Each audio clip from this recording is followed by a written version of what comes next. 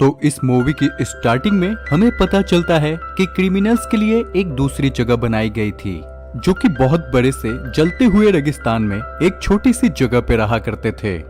इनमें से जो भी क्रिमिनल बगावत करने की कोशिश करता उसे बैड बैचर्स कहा जाता है और उनके बॉडी पे एक नंबर भी लिख दिया जाता है ताकि उन्हें पहचाना जा सके। यहाँ पे हमें ये भी पता चलता है कि यहाँ के लोगों को दो भाग में डिवाइड किया गया था। एक नॉर्मल इंसान होते हैं और दूसरा होता है कैनिबल्स का ग्रुप, जो कि इंसानों को खाया करते हैं। तभी हम यहाँ पे पुलिस वालों को देखते हैं जो कि एक नए कैदी यानी कि एक लड़की को लेके आते हैं। वो इस लड़की को इस जगह पे छोड़ देते हैं। यहाँ पे टोटल 5000 से भी ज्यादा क्रिमिनल्स होते हैं और इस जगह को बड़े बड़े जालों से घेरा होता है ताकि कोई भी क्रिमिनल यहाँ से भाग न सके। हार्लिन नाम की ये लड़की जब अंदर जा रही होती है तो वो एक बोर्ड देखती है जिस पे लिखा होता है कि ये जगह अमेरिका के अंडर नहीं आता, मतलब इसके बाद अगर आपके साथ कुछ भी होता है तो उसके जिम्मेदार आप खुद रहोगे। बहुत गर्मी होने के कारण आर्लिन उस कार में जाके बैठ जाती है, लेकिन इस बेवकूफ को ये नहीं पता होता कि सामने से दो कैनिबल्स आ रहे थे। यहाँ पे आर्लिन कार से निकल के भागने की कोशिश करती है, लेकिन अब तक देर हो चुकी थी। वो कैनिबल्स आर्लिन को पकड़ लेते हैं। जैसे ही आर्लिन की आंख खुलती है तो वो देखती है उसे किसी ने बांध के रखा था। तभी एक लेडी उसके पास आती है और उसके हाथ को काटने लगती है, जिसके बाद वो आर्लिन के पैर को भी काट लेती है। क्योंकि ये कैनिबल्स का ग्रुप था और ये लोग इंसानों को खाया करते थे, क्योंकि इस रेगिस्तान में खाने की चीजें बहुत कम मिलती थी। लेकिन दूसरे ग्रुप के लोग खुश होते हैं, उन्हें इंसानों को खाने की जरूरत नहीं पड़ती। कैनिबल ग्रुप को हम देख पाते हैं जो कि बहुत ही ज्यादा फिट होते हैं क्योंकि वो इंसानों को खाया करते थे। यहीं पे इन कैनिबल्स ने कई सारे इंसानों को कैदी बना के रखा होता है। किसी का उन्होंने हाथ खा लिया था तो किसी के पैर गायब कर दिए थे और अब इन्होंने आर्लिन को भी पकड़ लिया था। आर्लिन यहाँ पे समझ चुकी थी कि उसका बचना इम्पॉसिबल है, लेकिन तभी उसे एक आइडिया आता है। वो अपनी पॉटी को अपने पूरे बॉडी में लगा लेती है। दूसरे दिन हम देखते हैं जैसे ही वो कैनिबल औरत आर्लिन के पास आती है तो आर्लिन का प्लान काम कर जाता है, क्योंकि वो औरत आर्लिन को आजाद कर देती है और उसे अपने साथ जानवरों की तरह घसीट के ले जाती है। आर्लिन को एक जगह पे रख के वो पानी लाने के लिए जाती है। तभी आर्लिन मौके का फायदा उठा के एक लोहे का रॉड छुपा लेती है। अब वो औरत जैसे ही आती है तो वो अपने काम में बिजी होती है।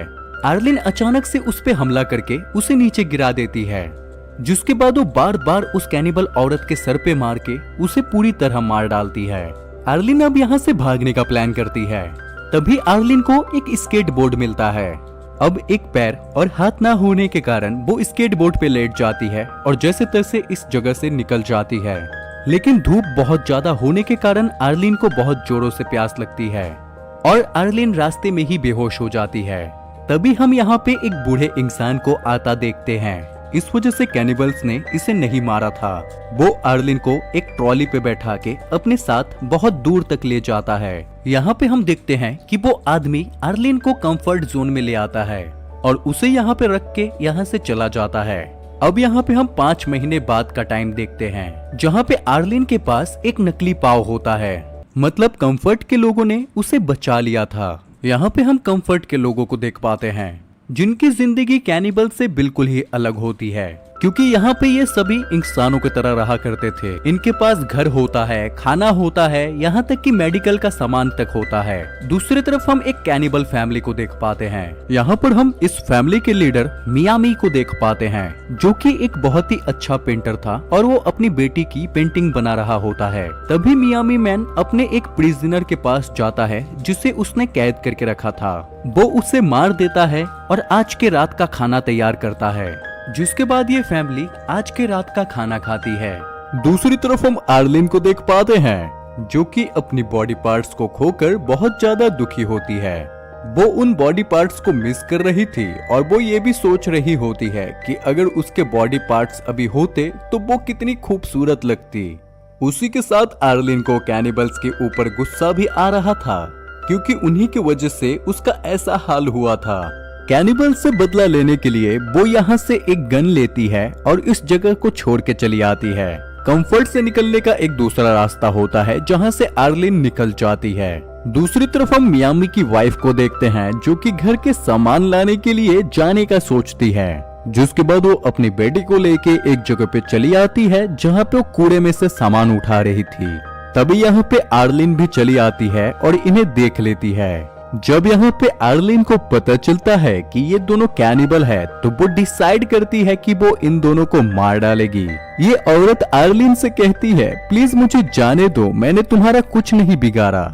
लेकिन आर्लिन उस औरत की एक बात नहीं मानती। वो उससे कहती है, मैंने भी तुम जैसे कैनिबल लोगों से अपने जान की भीख मांगी थी, लेकिन उन लोगों ने मेरी एक बात नहीं सुनी, उन्होंने मेरा हाथ काट लिया। ये कहते ही आर्लिन गुस्से में आके मियामी की वाइफ को शूट करके मार डालती है। जैसे मियामी की वाइफ मर जाती है तो बच्ची यहाँ पे कुछ नहीं बोल पाती क्योंकि उसे समझ में ही नहीं आता कि अभी अभी हुआ क्या। लेकिन बच्ची को चुप देख के यहाँ पे आर्लिन पिघल जाती है। वो समझ जाती है इसमें बच्चे का कोई कसूर नहीं है और वो डिसाइड करती है वो बच्चे को नहीं मारेगी। जिसके बाद आर्लिन इस बच्ची को लेके अपने साथ कंफर्ट चली आती है, लेकिन रास्ते में ही एक इंसान ने इन्हें देख लिया था। यहाँ पे इस बच्ची को एक रैबिट पसंद आता है तो आर्लिन ये रैबिट इस बच्ची को खरीद देती है।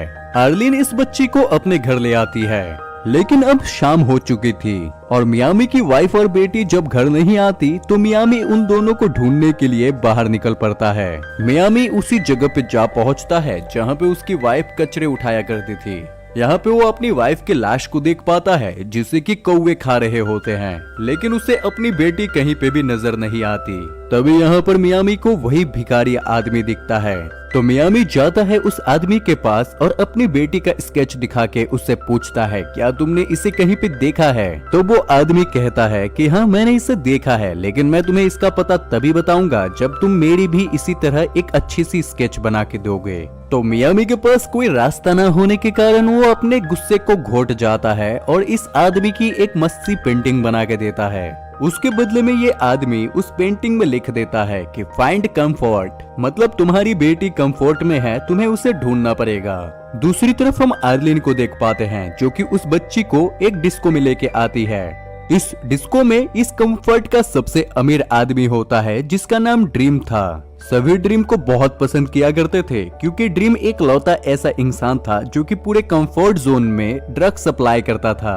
और उस ड्रग की सबसे स्पेशल बात यह थी कि उसके अंदर एक तरह का मैजिक था। जो भी उस ड्रग को कंज्यूम करता था वो अपनी दुनिया से अलग किसी और दुनिया में ही खो जाता था। उन सब इंसानों को ऐसा फील होने लगता है जैसे मानो वो ड्रीम में आ चुके हो। इसी वजह से तो उस सप्लायर को ड्रीम कह के सब बुलाते थे और ड्रीम इस कंफर्ट का मेयर भी था। ड्रीम यहाँ पर पार्टी में सभी को ड्रग देता है तो अर्ली भी यहाँ पे ड्रग ले लेती है। दूसरी तरफ मियामी की बेटी के हाथ से वो रैबिट छूट के भागने लगता है तो ये बच्ची उसका पीछा करते हुए जाती है और इसी चक्कर में ये बच्ची खो जाती है और आर्लिन से दूर हो जाती है। ड्रीम इस बच्ची को देख लेता है और उसे अनाथ समझ के अपने साथ ले जाता है। दूसरी तरफ आर्लिन उस बच्ची को ढूंढ रही होती है, लेकिन ड्रग के असर होने के कारण आर्लिन को कुछ समझ में नहीं आता। उसे ऐसा लग रहा था जैसे वो ड्रीम में आ चुकी है और उसे अपने आसपास की हर चीज बहुत खूबसूरत लग रही थी। बच्ची को ढूंढते हुए आर्लिन कब कंफर्ट जोन से बाहर चली आती है उसे पता ही नहीं चलता।